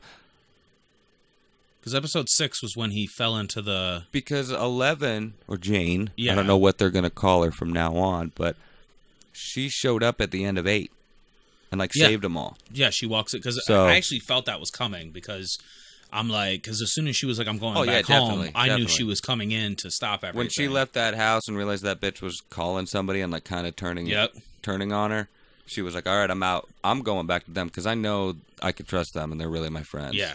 So I know what I need to know. I saw what I needed to see through my mom and shit. And who knows? Maybe she'll go back and save her mom or something. Maybe. She probably will. Yeah. But she showed up like right there at the end of 8, I think, because they went back into things. They continued off where 6 left off in 8. 7 was just like they took you out of it for a second, which I get why. Yeah. She needed that to meet her sister and shit, and that little break. That breakthrough, and I almost feel like it's because it is a binge watching series that they were able to do that. Because if you would have got up to episode 6 and then they left for 6 months and came back with episode 7, people would have lost their fucking mind. Yeah, because they'd have left you at a cliffhanger. They would have been like, "What the then fuck?" They if it was like a week to week thing, week to week thing, and they would have left for 3 months. Because there would only been a couple of episodes, so they couldn't leave for a very long time. So they left for 3 months, came back with episode 7. You'd be like, I'm done fucking watching this show. And then it was almost like episode 8 would have been this episode to bring you back. Well, you're right. And a good example of that is when people first started, before I even started watching season 2, and I saw people talking about it, and almost everyone mentioned season 7 or episode 7 being weird. Yeah, same here. And I was like, okay, I wonder if it's like a Breaking Bad type deal, like, because there was an episode of Breaking Bad that was so weird and just complete. The whole episode was about a fly in the laboratory. Okay. The whole episode was in the laboratory, and the whole episode, Walt was trying to kill the fly. Okay. And it was, and like very little happened in the episode other than that progressed the story, but it was kind of a character building thing. Like, that helped you understand something about the character that you needed to know later in the series. But it was so weird, and you did have to wait another week for that. You know what I mean? Like, that was this week. And that would make you angry. And you were just like, fuck, man. Yeah. Doing that is always going to anger at least, I mean, don't quote me on the percentage, but at least half of your viewers. Yeah, you might lose a couple. Yeah. Until people are like, no, dude, the next episode's better. It's fine. Come back and watch. The only way to get away with that pretty much scot-free is to do it in a binging type format. Like they did with Stranger Things. Like Netflix does and stuff like that, and Hulu and shit like that. Like, the way I see it, that's how everything should be done now. Yeah, that's just changing things. Just get it all done. Yep. The story's usually better because it's all there. It's all the way it needs to be. They aren't going to change things because they saw this episode and they're like, well, I don't like that. I don't like where this is going. Yeah. And they're like, well, we need to change things, and then fuck it all up. Yeah, because they're going to go off the fan reviews. Because everything these days are about what the fans want, how the fans look at it, and how they review it, and then they go back and change it, and then fuck it all. Like you said, they fuck it all up. The internet ruined art in a lot of ways. Yes, because you watched it because of the direction they were going. Not like, yeah, you have your little snippets, but you've never been able to just call them and be like, hey, you need to change this because I feel bad about it. I got 100,000 people behind me that feel bad about it too. Yep. On the phone. Now that the internet is a thing, you have constant comments and reviews, and they're like, oh shit, we're going to lose money. We better change it for all these people. And everybody doesn't feel that way. And 80% of the people that do feel that way are fucking idiots. Yeah. Don't know what they're talking about. No. That's just... Your idea of how it needs to be is fucking stupid. Yeah. And they don't think about that. They're like, 80% of those people that are bitching are just wrong. Yeah. You know what I mean? To most everyone. Even to the people that are bitching, they're like, well, I don't agree with that, but I still don't like this. Right. You know what I mean? We'll change a little bit. We'll go to a movie series, Halloween, when they got to 3, or was it 2, with the mask. And they thought that was going to ruin the entire series. Well, but they kept going with it. There was no good... You're talking about the Mask, the movie with Jim Carrey? No, I'm talking about, okay. I'm talking about Halloween. There was only one good mask. I'm talking about Halloween. Maybe it was Halloween 2, where it was the mask, and like it didn't have Michael Myers in it at all until like he was a commercial. Yeah. And stuff like that. But I think they kept it was going with it. Wasn't it Jason? I think that was Jason, wasn't it? No, that was Halloween. I'm not a big horror guy. Okay. But I know Jason at first didn't have the hockey mask. He had a mask sack on, but yeah. they kept going with that, and he ended up getting the hockey mask and stuff because originally it was his mom. Then Jason came as a zombie with the hockey mask or the sack, and then he had the hockey mask. But Halloween completely changed it because they thought the first one was like that was it. So they made a second one. It was the second first or third Halloween one. movie was basically a fucking home movie. Yeah. They made it like a home movie. Yeah, and so they didn't know where they wanted to go with the series, so they made the next one the haunted mask thing. Yeah. And then the third one they brought it back. If they would have had the internet in between that, to where there's just constant people like, this is bullshit, this fucking sucks, you guys are pieces of shit, they would have never made 10 movies or 15 movies. And like you're saying, that's what's changing They're still things, making and more. it's They're ruining making another things. one. Yeah, with Jamie Lee Curtis. Yep. And that's what I like about Stranger Things, because like you said, it's done. It's already out there. Yep. There is no like. There's no manipulation. There's no manipulation. Yep. Yeah. They just need to stop fucking with things. Yep. Like they need to just be like, look, the guy knows what he's doing. You greenlit it.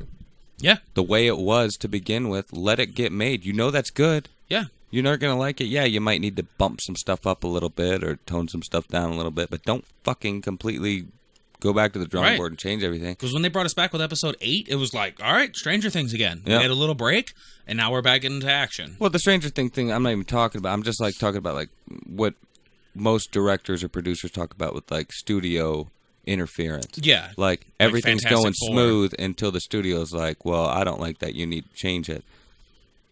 Why? It's fine. It works this way, and then they change it, and it just doesn't work. Yeah, because they did that with the Fantastic Four movie. They were cut it to shit. And he was like, if they would have put my movie out, you guys would have liked it. Yeah. And they took it and they made it what it is. Which I haven't seen it because anybody can just say that. It doesn't mean it's so. But yeah. I mean, just like any claim, after a while, some of them have to be true. Yeah. You know what I mean? Not everybody's full of shit. He's you hope not. Yeah. I mean, just like when it comes to like weird, like Bigfoot sightings and Loch Ness. Yeah. Like not everyone didn't see anything. Some people saw something. They may be wrong about it. Yeah. They may be right about it. But some of these accounts are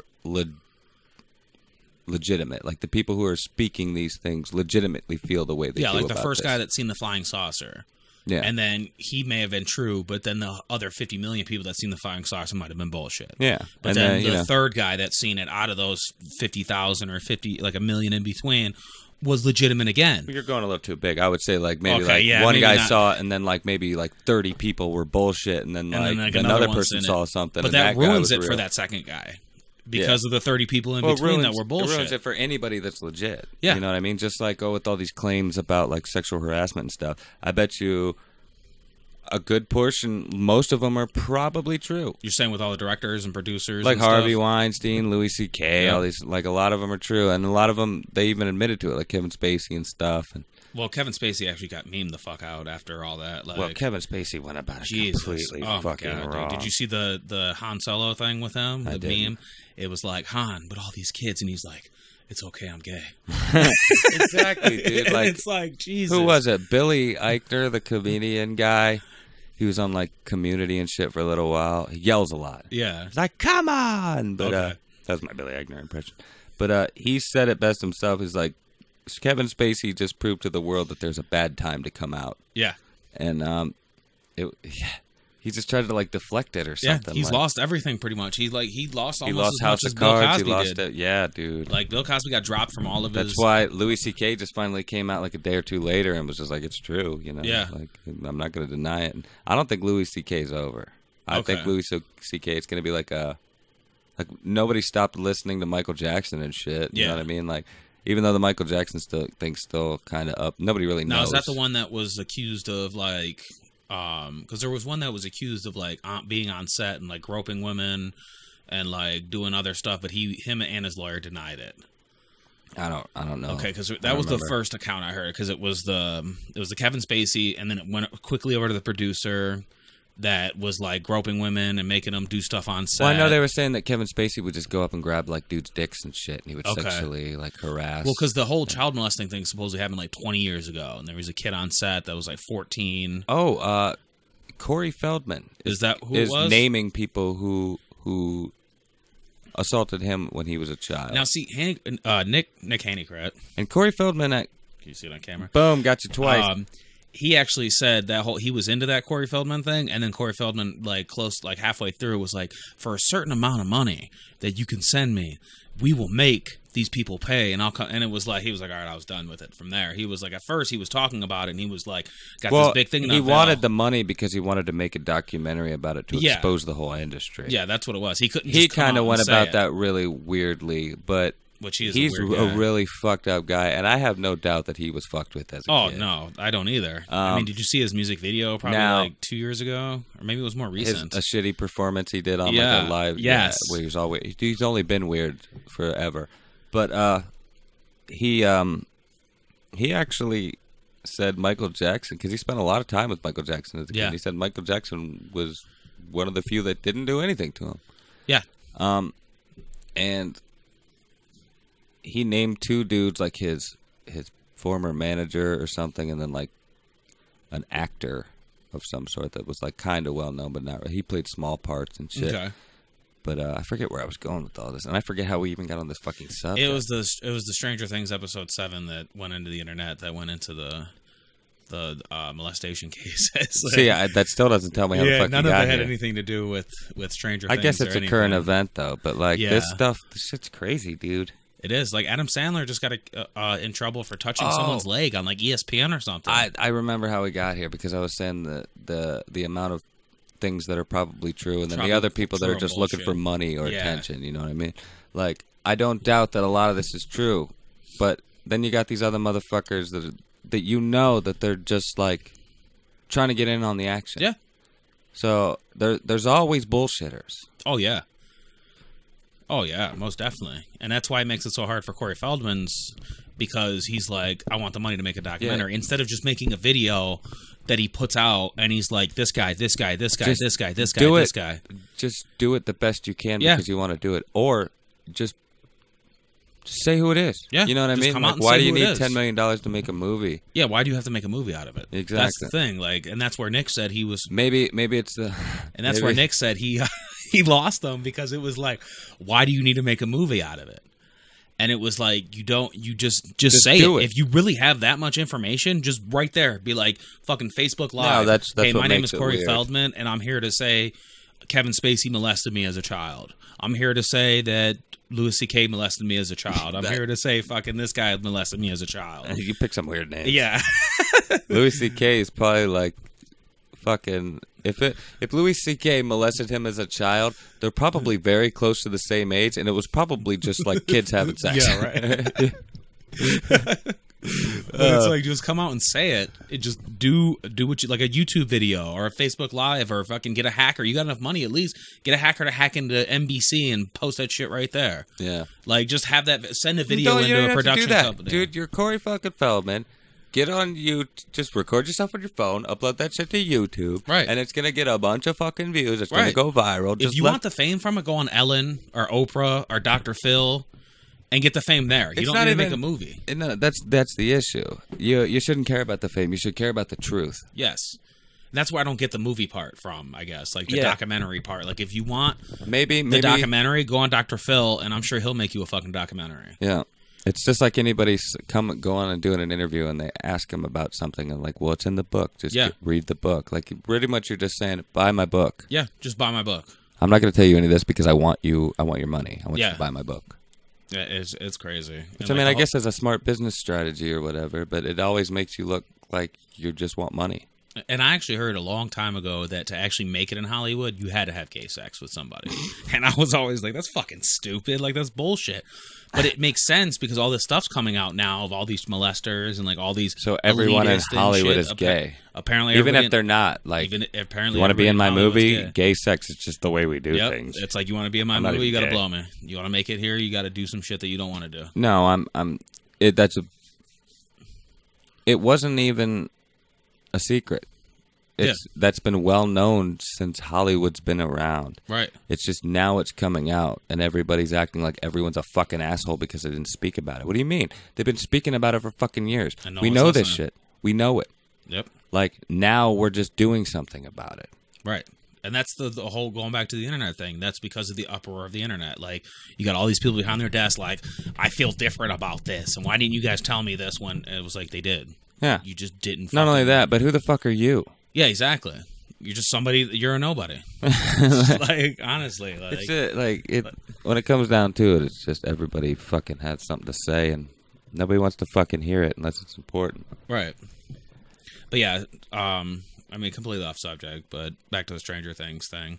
Yeah, going from season 7 or episode 7 to episode 8 was completely different. Like, it was a completely different feel. I loved it. Like, I loved episode 7. Yeah. Like, it I felt like how we I went was right watching, back into that. Yeah, I felt like I was watching an old, like, 80s TV show. Like, that. It was like the fucking A-Team. Like, they're just sitting there. And then I watched, like, 1 or 2 episodes of that Stranger Things couch thing, kind of like they did with the Walking Dead couch, but they have a Stranger Things version now on Netflix. Yeah, and they were like, I didn't know that, but that's cool. Yeah, I haven't watched too much of it, but they talked about that snowball thing where Eleven walks in, and they actually talked about that being the first time she come back. Snowball thing. Yeah, where at the last episode they had the dance because in episode, like in the beginning of the episode, he was like, you can't. He gives her the birth certificate to 11.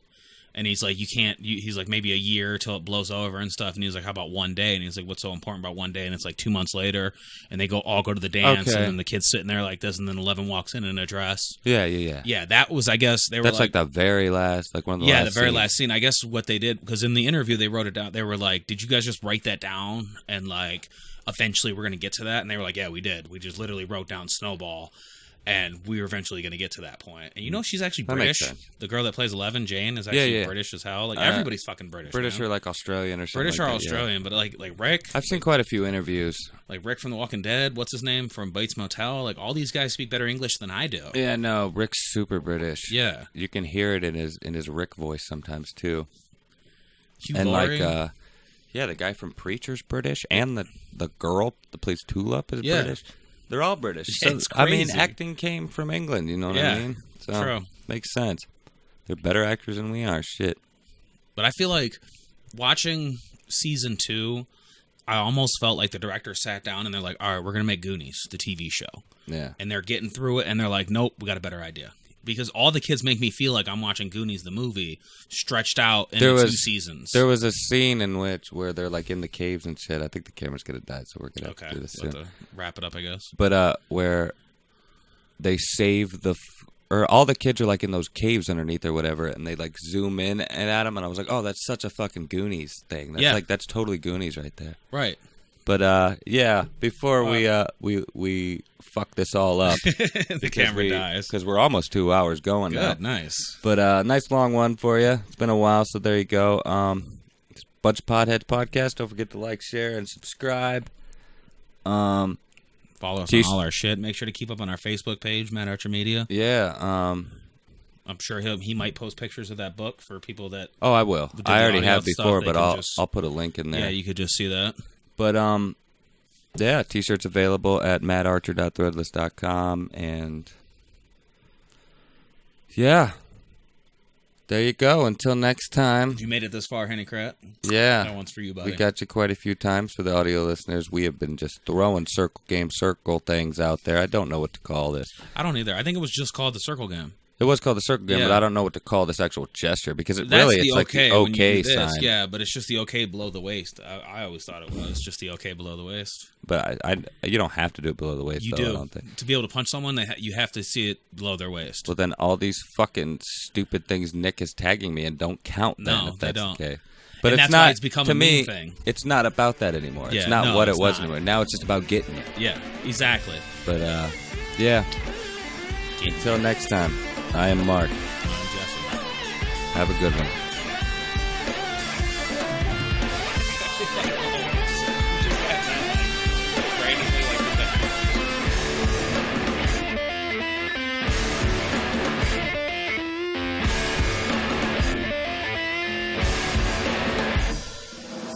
Self-confidence getting thin, stressed out, futures caving in.